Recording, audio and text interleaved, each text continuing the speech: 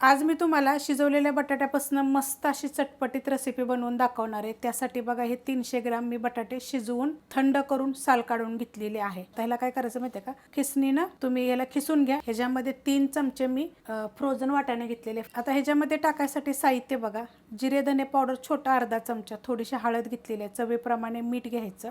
ह्याच्यामध्ये आलं आणि एक हिरवी मिरची कुटून घेतलेली, हा घेतलेला छोटा अर्धा चमचा चाट मसाला आणि हे घेतलेलं आहे चिली फ्लेक्स। आता हे सगळं टाकून घेऊया। त्यात टाकायची आपल्याला थोडीशी कोथिंबीर, त्यात टाकायची आपल्याला 1.5 चमचा कॉर्नफ्लॉवर मक्याचं पीठ। आता हे काय करायचं, आपल्याला चांगलं मिक्स करून घ्यायचे। अशा पद्धतीने बघा मी चांगलं मिक्स करून घेतलेलं आहे। काय करायचं माहिती आहे का, असं हाताला थोडंसं तेल घ्यायचं आणि ह्याच्या थोड्या छोट्या छोट्या अशा टिक्क्या करून, छोट्या मोठ्या आपल्या आवडीप्रमाणे करायच्या बरं का। तवा ठेवला होता बघा गरम करायला आणि त्याच्यामध्ये बघा मी थोडंसं तेल टाकलेलं आहे। तर हे मोठ्या मोठ्या मी टिक्क्या बनवून घेतलेल्या आहेत बघा।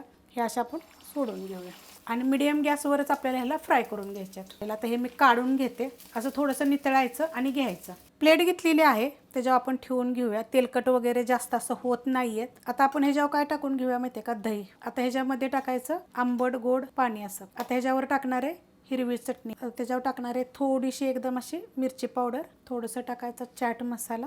आपण डाळिंबीचे दाणे टाकून घेऊया थोडेसे, तुमच्याकडे असेल तर तुम्ही शेव, छान असं होतं बघा, एकदा जरूर करून बघा।